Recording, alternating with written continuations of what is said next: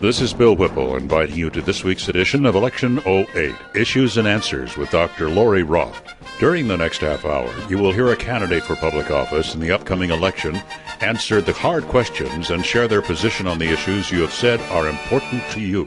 Now here is your host, Dr. Laurie Roth, ACN contributor and commentator and nationally known talk show host. This show is trying to give you real ideas as to who's running or rerunning for office. No one pays, by the way, to come on this show, but it's supported by community-minded advertisers who care about our state, and we do thank them. Today we welcome Michael Novak, who's running for Congress in the 3rd District for the GOP. Michael is a say-it-like-it-is guy who's a hero in my book. He was in the U.S. Army for 12 years serving his country. Michael's a say-it-like-it-is guy who has a few ideas that are specific as to how he will serve our state and region. Without further ado, I welcome Michael Novak. Hi, Michael. Hi, thank you. It's wonderful to interview so many fine people like yourself who want to serve and have already served in a variety of ways. And so I do thank you for your service to our country in this very tricky time that we live in. Economic meltdowns, we are at war. Not pretty, and our state isn't doing so great. Let's dive in. Start by sharing with us some of your passions for the state. Where would you begin to fix or serve this state? Well, the first place I begin at is being a voice. Excuse me, I'm fighting a cold too. That's all right. In Olympia, my opponent, he's kind of soft-spoken. But we need somebody that's going to represent the district, that's going to stand up and be loud and be recognized so they understand that Eastern Washington and Spokane is not ignored anymore. One of the things I noticed is the economy, especially in District 3, we're one of the poorest in Washington State, and it's continuing to get poorer. So what I would do is I want to implement what I call the college student loan repayment incentive. District 3 has got a lot of college students in it, and they graduate and leave. So we're exporting talent. We need that talent to remain in the state so Washington State can prosper. We educate them, let's keep them. The way the program would work is you graduate college with a 3.0 GPA. Okay. For every year you work in Washington State, we pay back part of the student loan. Oh, I love it. Well, this is the catch. A lot of people sit there and they say, well, how are you going to fund that? Well, we already tax them. So let's take a percentage of the tax we get from them and put it toward their student loan. I like it. It's actually common sense. It's a little bit better than giving $700 billion to Congress so they can bail out the schmucks. You actually want to, in our state, give some money in an appropriate way to college students to keep them here to work. I love it. It's a common sense approach, and it does make sense. And I've even had some economic professionals look at it, and they're even saying, I don't see a problem with this. Good. So let's say we keep the students here. They come back here.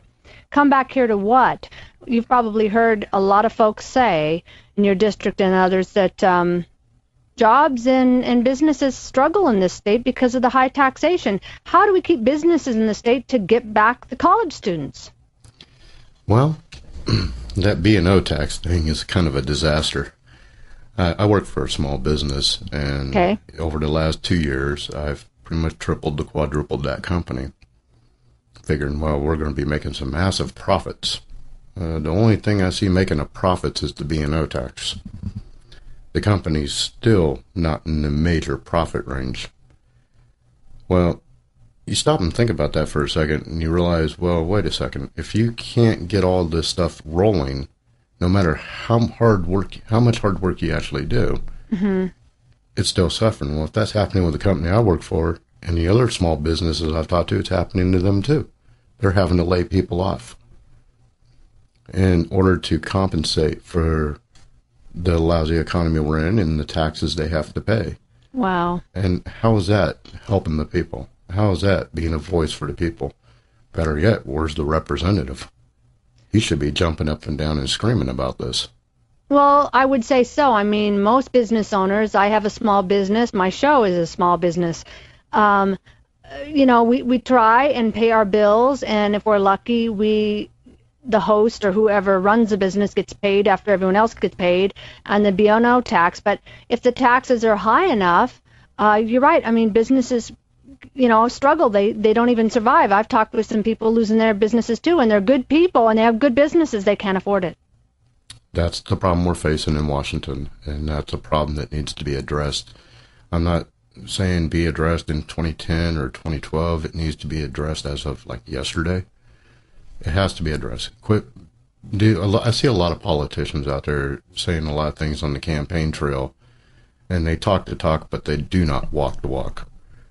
If you're going to say it, then do it. I've yet seen things get done. Well, that's right. I mean, I love your attitude is very refreshing. I've talked with you before that you're not really like a typical politician, and I think most of us are sick of typical politicians. We're tired of it. This is not American Idol. We'd like good old-fashioned human beings that actually care about service in the community again, instead of ego trip rubbish. I mean, that's boring. You're very right about that. It is. Let's go through some of the other issues in this state. We know we need jobs, and the B&O tax, you're talking about taking that on. Good. What about education and protecting our schools? What are your thoughts and needs there that you see? Well, I'm a volunteer teacher's assistant at a local elementary school when I actually have some free time. And there's a lot of things in the education system that do need to be addressed. Teachers do need funding. I mean, they do. You can't cut the education program because even in the state constitution, which a lot of people fail to recognize, it states that we are supposed to educate our children and we are supposed to fund that. But you also have to hold them accountable and make sure that the money you are giving them is being put to proper use. And that's something that does have to be done. The one class that I was a teacher's assistant in, the teacher spent a lot of her own money to give supplies to that classroom. Mm-hmm. Well, I was kind of appalled by that, and I'm actually shocked. You spent your own money on this stuff? Mm-hmm. And she was a good teacher, excellent teacher, and I enjoyed working with her. I was talking to the retired educators about a week ago, 2 weeks ago now, actually. And there was a teacher in my past, and that was my kindergarten teacher. A tragedy struck me when I was in kindergarten. My mother passed away. And I went from being the outgoing little kid to the sheltered kid that stayed in a little bubble and told everybody pretty much leave me alone. Well, she saw the change, and she pulled it out. First grade, she was my teacher again. Stayed in contact with me throughout my entire schooling. And then when I graduated high school, she was there. She was there when I got my diploma. When I swore into the Army, she was there. And I'll never forget that. I'll never forget that. Teachers are role models. Yes. And they are the ones, during school years, they spend more time with our kids than we do. So we need to make sure that their time is well thought out and paid for, and the kids get what they deserve, which is a proper education. That's my views on that. I love it. Well, I think that's so critical, and it shows you the power of mentoring and interning and people connecting with young people and the impressions that are made by young people, by teachers, especially when something tragic happens or divorce happens and the mom or dad goes to another state, or worse than that, your mom dies. I'd say you need a connection there. So education, we need to look at that. We need to make sure teachers are paid properly. The B&O tax, you're talking about attacking that. I would say most people would say, please bring it on. Give us some relief so we can function better. And the college student loan idea, that's a great start, I feel. What do you think about the college student loan idea? Do you think you would have much support in that, or would you have to fight uphill all kinds of folks on the other side? Actually, I've been getting support from both sides of the aisle on this. I've talked to, I can't name the names of the Democrat representatives I brought it up to, but they like it, and Republican representatives like it. So it's something that I feel once I write it and get it in there, it will pass.